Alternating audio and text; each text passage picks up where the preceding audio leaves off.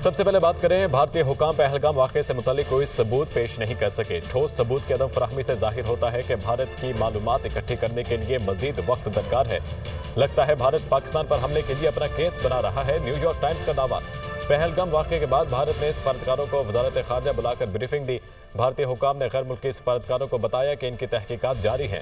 پہلگام واقعے کے ذمہ داروں سے متعلق تکنیکی انٹیلیجنس کے مختصر حوالے دیے۔ بریفنگ سے آگاہ 4 سفارتکاروں نے بتایا کہ نئی دہلی بظاہر ہمسایہ ملک کے خلاف فوجی کارروائی کا کیس بنا رہا ہے۔ چین کا انسداد دہشت گردی کے موقف پر پاکستان کی حمایت کا اعلان۔ پہلگام واقعے کی شفاف تحقیقات کے مطالبے کا خیر مقدم۔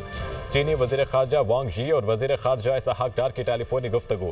اسحاق ڈار نے پاک بھارت حالیہ کشیدگی پر چینی ہم منصب کو بریفنگ دی۔ پاکستان دہشت گردی کے خلاف پرعزم ہے اور خطے میں کشیدگی کا خواہاں نہیں۔ پاکستان معاملے کو سنجیدگی سے سنبھالنے کا ارادہ رکھتا ہے۔ وزیر خارجہ اسحاق ڈار، چین خطے کی صورتحال کا باریک بینی سے جائزہ لے رہا ہے۔ چین نے ہمیشہ پاکستان کے انسداد دہشت گردی کے موقف کی حمایت کی۔ چین پاکستان کی خود مختاری اور سلامتی کے مکمل تحفظ کی حمایت کرتا ہے۔ پاک بھارت کشیدگی دونوں ممالک اور خطے کے امن کے لیے نقصان دہ ہے۔ دونوں ممالک سے تحمل، مذاکرات اور کشیدگی ختم کرنے پر زور دیتے ہیں۔ چینی وزیر خارجہ اسحاق ڈار کا برطانوی وزیر خارجہ ڈیوڈ لیمن سے بھی رابطہ، کہا بھارت کا بے بنیاد پروپیگنڈا، یک طرفہ اقدامات خطے کے امن کے لیے خطرہ ہیں۔ بھارت کا سنتاس معاہدہ معطل کرنا عالمی ذمہ داریوں کی کھلی خلاف ورزی ہے۔ بھارتی فوج کا ایک اور فیک انکاؤنٹر بے نقاب، مقبوضہ کشمیر کے ایک اور رہائشی الطاف لالی کو بھارتی فوج نے فیک انکاؤنٹر میں شہید کر دیا۔ ذرائع کے مطابق الطاف لالی کو ان کے گھر سے 22 اپریل کو بھارتی فوج نے اغوا کیا تھا۔ مقبوضہ کشمیر کی رہائشی خاتون نے فیک انکاؤنٹر کی تفصیلات بتائیں۔ ان کا کہنا تھا کہ پہلے ان کی بہن کو فون آیا کہ آپ پولیس اسٹیشن آ جاؤ۔ پولیس والوں نے بہن کو چھوڑ دیا مگر الطاف لالی کو نہیں چھوڑا۔ پھر ان کی فیملی کو بلایا جاتا ہے اور بتایا جاتا ہے کہ ان کا انکاؤنٹر ہو گیا۔ اگر وہ عسکریت پسند تھا تو گھر میں کیسے رہ رہا تھا؟ اب ہم آواز اٹھا رہے ہیں تو ہماری آواز کوئی نہیں سنتا۔ اس کو بہت دور جا کر مارا گیا جہاں ہم اس کی لاش بھی نہیں دیکھ سکتے۔ دریائے جہلم میں اضافی پانی چھوڑنے کے حوالے سے بھارتی پروپیگنڈا بے نقاب۔ ذرائع کے مطابق بھارت سنتاس معاہدے کی یک طرفہ معطلی کے اعلان کو سچ ثابت کرنے کی کوشش کرے گا۔ بھارت کی یہ کوشش اپنے عوام کو بیوقوف بنانے کی کوشش کے سوا کچھ نہیں۔ بھارت نے دریائے جہلم میں اضافی پانی چھوڑ کر سیلابی صورتحال کا تاثر دینا چاہا۔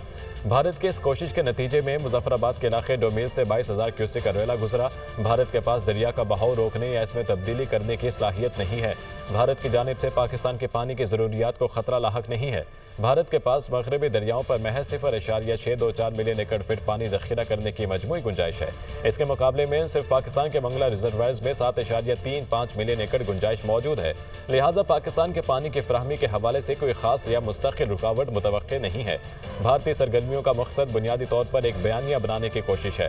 وزارت آبی وسائل اور وابڈا صورتحال کی مسلسل نگرانی کر رہے ہیں اور بروقت اپڈیٹ جاری کر رہے ہیں۔ ماہرین کا کہنا ہے اس وقت پاکستان کو آبی سلامتی اور پانی کے لحاظ سے فوری طور پر کوئی خطرہ نہیں ہے۔ موسمیاتی تبدیلی کے تناظر میں فاسٹ ٹریک بنیادوں پر بڑے آبی ذخائر کی تعمیر ناگزیر ہے۔ وزیر اعظم شہباز شریف کی پارٹی سربراہ نواز شریف سے ملاقات۔ وزیر اعظم کہتے ہیں پہلگام واقعہ پری پلان ڈرامہ ہے۔ بھارت نے جارحیت کی تو اینٹ کا جواب پتھر سے دیں گے۔ دیکھتے ہیں محمد حسن رضا کی یہ رپورٹ۔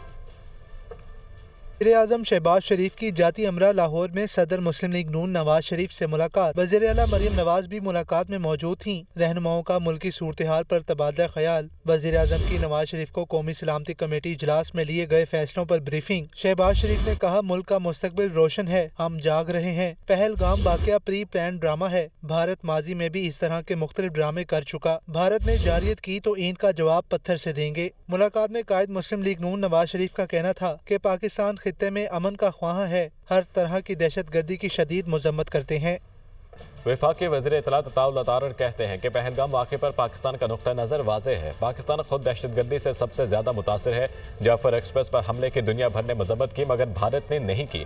بھارت ریاستی دہشت گردی میں ملوث ہے۔ پہلگام واقعے کی ایک غیر جانبدارانہ انکوائری کا مطالبہ کرتے ہیں۔ ہماری مسلح افواج کسی بھی بھارتی جارحیت کا منہ توڑ جواب دینے کی صلاحیت رکھتی ہیں۔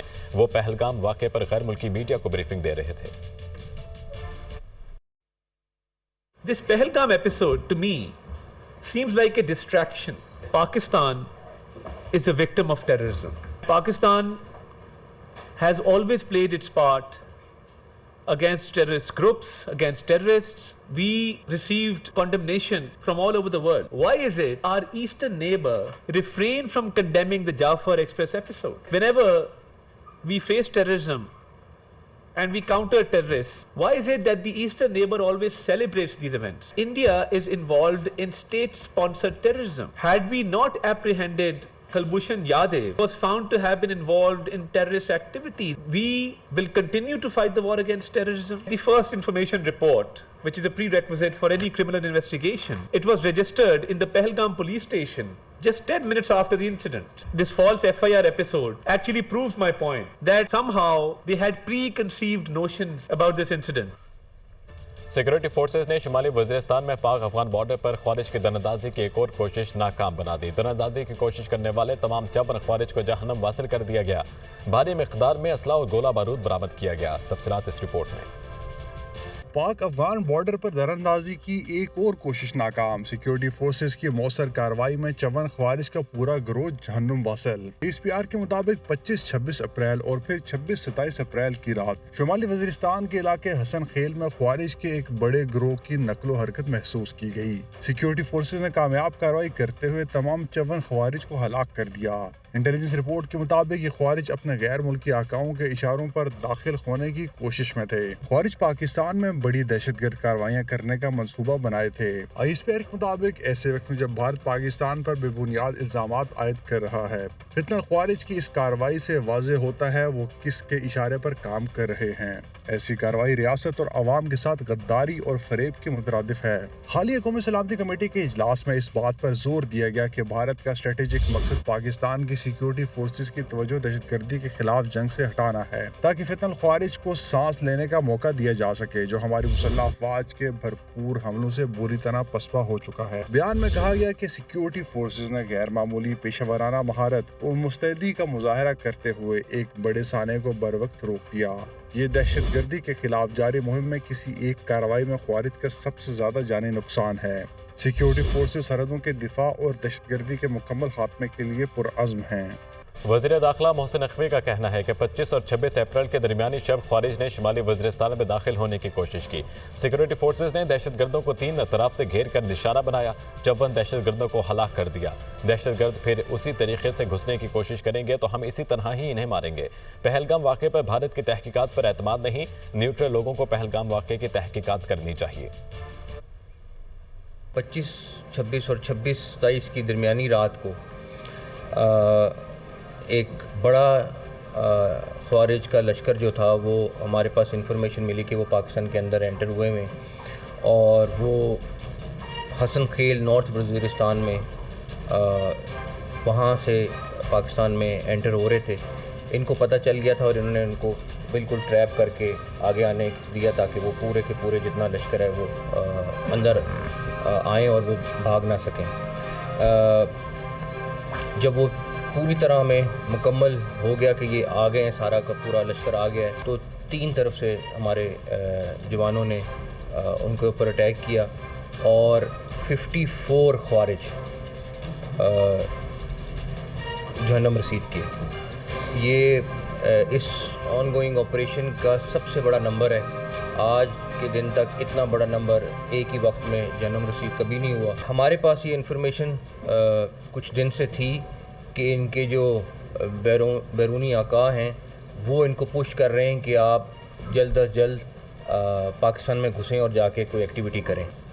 वाक़े के बाद हम और ज़्यादा कंफर्म हो गए हैं कि पाकिस्तान जो सफ़र कर रहा है वो किन की वजह से कर रहा है। किसी भी सूरत में अगर ये दोबारा कहीं से दाखिल होने की कोशिश करेंगे, हम इसी तरह इनको पकड़ेंगे, इसी तरह इनको मारेंगे, चाहे वो किसी भी साइड से आने की कोशिश करें। भारत ने कुछ भी किया तो उसका जवाब तो उनको मिलेगा। ये तो कोई सूरत नहीं कि अगर वो कुछ करें और उनका जवाब ना मिले। तो इस मामले में हम बड़े क्लियर हैं। और दूसरी जो हमने कल प्राइम मिनिस्टर ने भी बात की हमारी, फिर उसके बाद डिटेल में भी कल आपसे बात हुई, वो यही कि हम ट्रांसपेरेंट इंडिपेंडेंट इंक्वायरी के लिए तैयार हैं, हम कोऑपरेट करेंगे।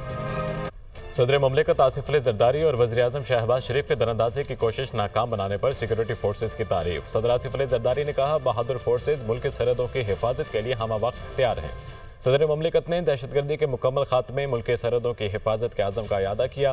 وزیر اعظم کا آپریشن میں تمام 54 خارجی دہشت گردوں کو ہلاک کرنے پر سیکورٹی فورسز کو خراج تحسین۔ کہا سیکورٹی فورسز نے شاندار پیشہ ورانہ مہارت کا مظاہرہ کرتے ہوئے دہشت گردوں کو بروقت روکا۔ دہشت گردی کے خلاف جنگ میں پوری قوم سیکورٹی فورسز کے ساتھ کھڑی ہے۔ پاکستان کے سیکورٹی فورسز ملک کی سرحدوں کے دفاع اور دہشت گردی کی لعنت کے خاتمے کے لیے اپنے عزم میں غیر متزلزل ہیں۔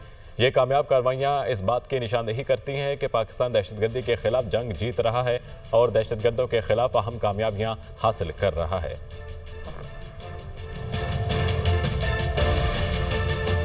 تو دوسری جانب سپریم کورٹ میں فوجی عدالتوں کے کیس کی سماعت۔ اٹارنی جنرل نے کہا 3 نکات پر دلائل عدالت کے سامنے رکھوں گا۔ اپیل کے حق والے نقطے پر حکومت سے مشاورت کے لیے مزید 1 ہفتہ درکار ہوگا۔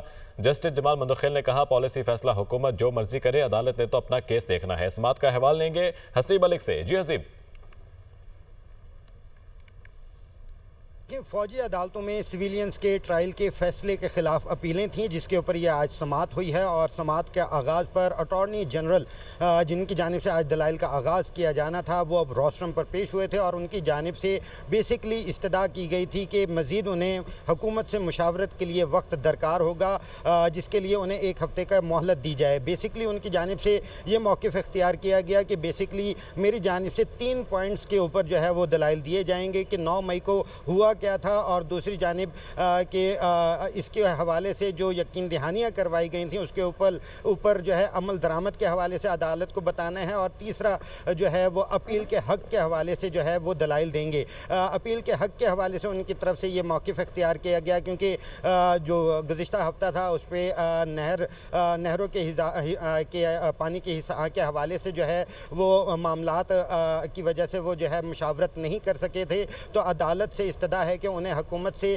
مشاورت کے لیے 1 ہفتے کی مہلت دی جائے، جس کے اوپر عدالت کی جانب سے یہ استفسار کیا گیا کہ آپ کو جو دلائل ہیں اس کو دینے میں کتنا وقت درکار ہوگا، جس کے اوپر ان کی طرف سے عدالت کو یہ بتایا گیا کہ انہیں 35 سے 40 منٹ درکار ہوں گے، کیونکہ قانونی نکات کے اوپر خواجہ حارث جو کہ وزارت دفاع کو ریپریزنٹ کر رہے تھے، ان کی طرف سے قانونی نکات کے اوپر دلائل مکمل کر لیے گئے ہیں۔ وہ بیسکلی صرف ان 3 نکات کے اوپر ہی عدالت کی معاونت کریں گے اور 35 سے 40 منٹ کے اندر اپنے دلائل مکمل کر لیں گے، جس کے اوپر عدالت نے اٹارنی جنرل کی استدعا منظور کرتے ہوئے کیس کی سماعت کو 5 مئی تک ملتوی کر دیا ہے۔ ٹھیک ہے، کیس کی سماعت 5 مئی تک ملتوی کی گئی ہے۔ بہت شکریہ حسیب ملک۔